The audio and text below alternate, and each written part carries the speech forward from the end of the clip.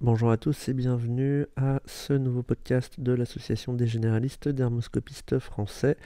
Nous parlerons aujourd'hui de l'algorithme en deux étapes et de la première étape surtout, est-ce que la lésion est mélanocytaire ou non.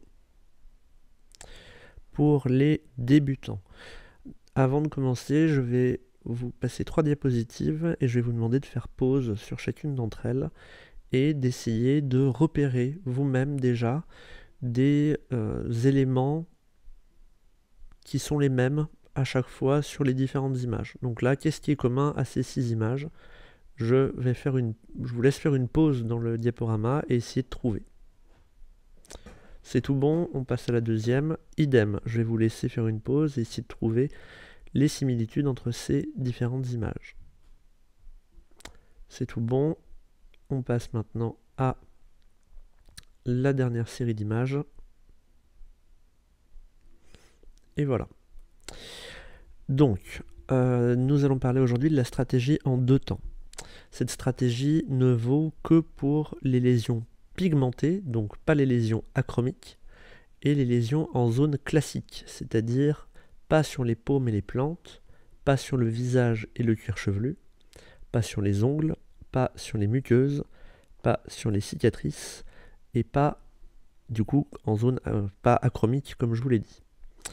En gros, ça ne vaut que sur les zones où la peau a son architecture standard normale, donc pas sur ces zones-là.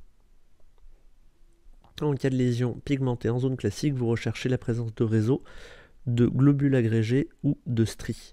S'il y en a 1, 2 ou 3 parmi ces éléments, alors vous êtes en face d'une lésion mélanocytaire. S'il n'y a ni réseau, ni globules agrégés, ni stries, alors il faut rechercher l'un des 4 diagnostics différentiels ci-dessous.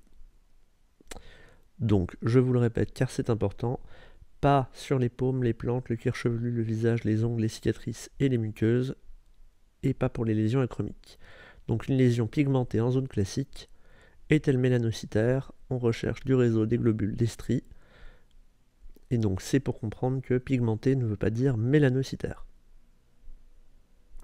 Qu'est-ce que c'est que du réseau? Un exemple, vous avez un grain de beauté sur la jambe d'une patiente. En zoomant, c'est une lésion pigmentée, symétrique, à bord régulier, une seule couleur, moins de 6 mm, une lésion non évolutive, donc qui est bien rassurante. Dermoscopiquement, vous avez une sorte de nid d'abeille que vous voyez et qui est liée à la projection en 2D de la répartition histologique en 3D. Vous avez des papilles dans le derme et vous avez des zones entre les papilles. Au-dessus des papilles, il y a peu de pigments, donc ça apparaîtra clair, et entre les papilles, il y a une plus grande épaisseur de pigments, ça apparaîtra donc foncé. Vue de dessus, vue d'avion, vous voyez les dessus des papilles qui sont plus blancs et les zones entre les papilles qui paraissent plus foncées, et ça donne un espèce de réseau. D'autres exemples de réseau. Le réseau peut être normal ou être anormal. Globalement, il est normal lorsqu'il devient de plus en plus clair en périphérie.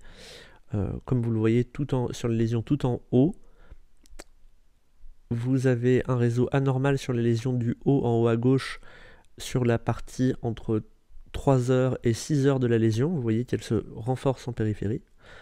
Les deux lésions en bas à gauche sont normales. En haut à droite, vous avez une partie du réseau qui est normale à 3 heures dans la lésion. Et vous avez toujours dans la lésion en haut à droite une partie de réseau qui est anormale à midi dans la lésion. Enfin, la lésion du centre, vous avez du réseau normal à 3 heures dans la lésion et enfin du réseau anormal à midi dans la lésion. Qu'est-ce que c'est que du réseau? Le réseau veut dire mélanocytaire. C'est soit un névus, soit un mélanome. Il existe des exceptions, c'est ce qu'on appelle du pseudo-réseau, ça n'en est pas vraiment, ça n'a pas la même signification histologique, mais quand on n'a pas l'habitude ou quand on regarde un peu vite, on peut se tromper. Dans le dermatofibrome, on a un pseudo-réseau. Certaines KS kératoséboriques peuvent donner une impression de pseudo-réseau. Le mamelon surnuméraire donne un pseudo-réseau et le lentigo également. Si vous zoomez sur chacune de ces lésions, vous vous rendrez compte que ça n'a pas le même aspect que dans un névus ou dans un mélanome. Les deux qui peuvent le plus s'en rapprocher sont le dermatofibrome et le mamelon surnuméraire, mais en regardant de plus près, et surtout à la palpation et le contexte clinique, nous permettent de relever le diagnostic. Maintenant, on a dit réseau, globules, stries. Les globules, une lésion pigmentée du bras. Vous voyez une lésion pigmentée symétrique, à bord irrégulier, une seule couleur, moins de 6 mm, une lésion non évolutive. Dermoscopiquement, vous avez des globules qui sont agrégés, bruns et agrégés. Quelques exemples de lésions dans lesquelles vous avez des globules qui sont la plupart du temps plus gros au centre et un peu moins gros en périphérie, même si ce n'est pas toujours le cas. Le patron peut être uniquement globulaire, comme dans les lésions en haut à gauche, en haut à droite et au centre en haut. Et parfois, il peut être associé à d'autres éléments, comme par exemple du réseau. En bas à droite, vous avez des globules et du réseau. En bas à gauche, vous avez du réseau et des globules sous leur forme plutôt pavimenteux. Les globules sont bien ronds. C'est ce qu'on appelle des globules bruns agrégés. Les trois termes sont importants. Globule parce que c'est plutôt rond ou ovoïde. Brun parce que c'est brun, et agrégé parce qu'il y en a plusieurs les uns avec les autres. Là aussi, d'un point de vue histologique, ça s'explique, c'est la présence de pigments dans des tecs mélanocytaires, c'est-à-dire des endroits où les mélanocytes sont les uns à côté des autres. Il n'y a donc aucune raison d'avoir des globules perdus les uns loin des autres, c'est plutôt atypique, ou alors c'est que ce n'est pas une lésion mélanocytaire. Là en tout cas, vous avez des exemples de globules bruns agrégés, et en vieillissant, les globules bruns agrégés peuvent devenir pavimenteux. C'est la même chose histologiquement, c'est juste une évolution où les ronds ou ovales deviennent plus pavimenteux, comme les pavés d'une rue, un peu polygonaux. On résume, globule brun agrégé veut dire mélanocytaire, soit un névus, soit un mélanome. Il existe des exceptions. Dans les kératoses séboriques, on peut avoir des pseudocomédons. Ce ne sont pas des globules, ils ne sont pas agrégés, et les formes sont plus géométriques. Ils sont très nets, car ce sont des ouvertures de pseudocomédons à la surface.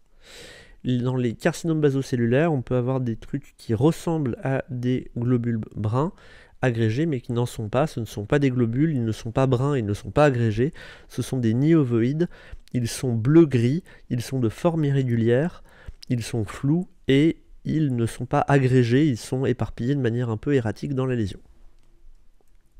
Maintenant les stries et pseudopodes. Sur le flanc d'un jeune homme, désolé pour la qualité, une lésion pigmentée, symétrique, à bord régulier, une seule couleur, moins de 6 mm, non évolutive. Et vous voyez que dermoscopiquement c'est beaucoup plus inquiétant, une lésion asymétrique avec des stries en haut à droite. Qu'est-ce que c'est que les stries ?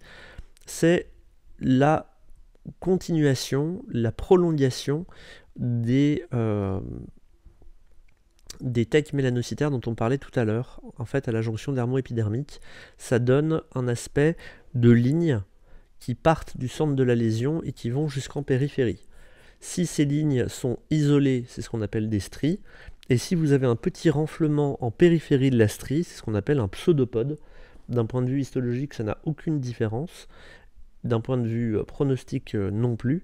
Ça a la même signification, juste, voilà, vous pouvez soit avoir une strie, comme en haut à gauche ou en haut à droite, soit des pseudopodes, comme en bas à gauche ou en bas à droite, que vous différenciez des simples globules, car les renflements sont bien reliés à la structure réticulaire interne. Je vous fais un petit zoom sur ces lésions dont on parlait. En résumé, dans les stries ou pseudopodes, ça signe une lésion mélanocytaire, ça peut être un névus comme ça peut être un mélanome. Il existe des exceptions non mélanocytaires. Là aussi, c'est quand on ne zoome pas assez ou qu'on n'a pas l'habitude. Ça va soit être une kératose séborique, comme vous le voyez en bas à droite, c'est ce qu'on appelle des structures en doigts épais, mais qui ne partent pas du centre de la lésion et n'ont pas le même aspect que les pseudopodes. Et surtout, le bord de la lésion est extrêmement net, contrairement à un névus, et qui est plutôt en faveur d'une kératose séborique, même si parfois c'est difficile de faire la distinction. Et dans les carcinomes basocellulaires, il peut y avoir un aspect de pseudopodes qui n'en sont pas non plus. Et c'est des structures ce qu'on appelle en feuilles d'érable.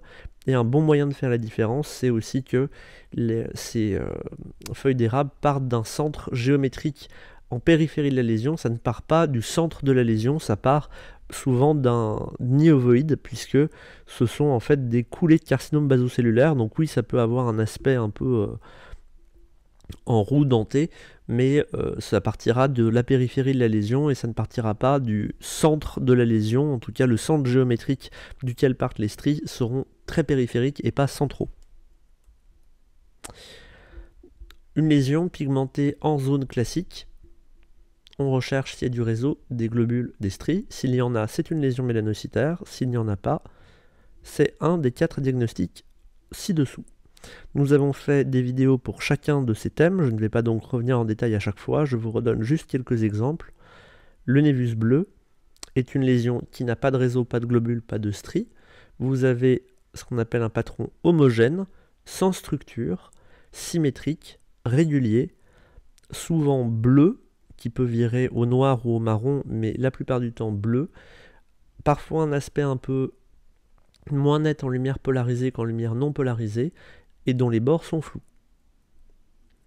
La kératose séborrhéique, avec une lésion pigmentée en zone classique, sans réseau, sans globule, sans stries, dans laquelle on trouve de manière à peu près symétrique et régulière une lésion à bord très nette, parfois mordillée, aussi dit mitée, dans lesquelles on trouve des pseudo-kystes cornés, qui sont des petites lésions rondes, blanches ou jaunâtres, mieux visibles en lumière non polarisée. Des pseudocomédons, qui sont des petites structures à forme géométrique, très bien limitées, marron, de différentes teintes. Quand ces pseudocomédons fusionnent, ils donnent un aspect cérébriforme, un peu comme un cerveau, comme vous le voyez totalement à droite sur la diapositive. Et parfois des structures en doigts épais. Si vous avez une vascularisation, elle sera en épingle à cheveux entourée d'un halo blanc. On continue, un autre diagnostic différentiel, l'hémangiome et l'angiokératome, qui se caractérise par une couleur rouge ou violette, la présence de sacules, c'est-à-dire de zones remplies de sang, à forme ovoïde la plupart du temps, qui seront bien limitées les unes des autres et qui s'aplatiront au contact les unes des autres. Elles sont séparées par des espaces clairs appelés des septa. Enfin, le carcinome basocellulaire, où l'on trouve de manière anarchique les éléments sémiologiques suivants. Déjà, la présence dans ce chaos de structure d'un fond rose, opalescent, sur lequel vous aurez des téléangiectasies en tronc d'arbre, des structures pigmentées à type de nid ovoïde, on l'a dit, donc des zones de pigments ovoïdes, plutôt bleu-gris que marron, qui peuvent se prolonger en périphérie de structures en feuilles d'érable, comme sur le drapeau du Canada. Et l'association d'un nid ovoïde et d'une feuille d'érable forme ce qu'on appelle une roue dentée, comme une roue de vélo. Vous pourrez également trouver aussi des ulcérations de surface, uniques ou multiples. Toutes les tumeurs malignes s'ulcèrent, mais le baso est celle qui s'ulcère le plus vite. Et vous trouverez également des lignes blanches brillantes, ou dans le baso, plus souvent, des nuages blancs brillants. Voilà, donc, une lésion pigmentée en zone classique, on recherche réseau, globule, strie, si c'est le cas, mélanocytaire, si c'est pas le cas, névus bleu, KS, hémangiome, CBC. Si vous n'avez rien de tout ça, faites attention, vous voyez cette flèche qui remonte, une lésion pigmentée en zone classique qui n'a pas de réseau, pas de globule, pas de strie, aucun élément pour un névus bleu, une KS, un hémangiome ou un CBC doit être considéré comme mélanocytaire jusqu'à preuve du contraire. Un exemple, cette lésion est pigmentée en bas à droite, en zone classique, sans réseau, sans globule, sans strie. Il n'y a pas d'élément pour un névus bleu, il n'y a pas d'élément pour une KS. Pour un hémangiome, si c'était des sacules, elles se chevauchent les unes les autres et ne se respectent pas les unes les autres, elles ne sont pas nettes, c'est donc pas du tout un hémangiome classique. Et si on considère pour un baso, il n'y a aucun élément habituel du baso à part peut-être du nid ovoïde en bas à droite, mais ce n'est pas suffisant pour retenir le diagnostic. On se pose la question de cette lésion, soit un hémangiome très remanié, soit un baso, ou si on du coup ne trouve pas vraiment de quoi que ce soit pour une lésion non mélanocytaire, on considère que c'est mélanocytaire jusqu'à preuve du contraire, et c'était effectivement un mélanome nodulaire. Les messages principaux: respectez bien l'algorithme en 2 étapes pour la catégorisation des lésions pigmentées en zone non spéciale. Attention aux pièges. Pour le réseau, c'est essentiellement le dermatofibrome et le mamelon surnuméraire. Pour les globules, c'est les nids ovoïdes des basocellulaires essentiellement. Et pour les stries, c'est plus rare, les stries se ressemblent quand même bien, il n'y a pas trop de diagnostic différentiel. Et n'oubliez pas, si vous n'avez des arguments pour rien, c'est mélanocytaire jusqu'à preuve du contraire. Merci de votre attention.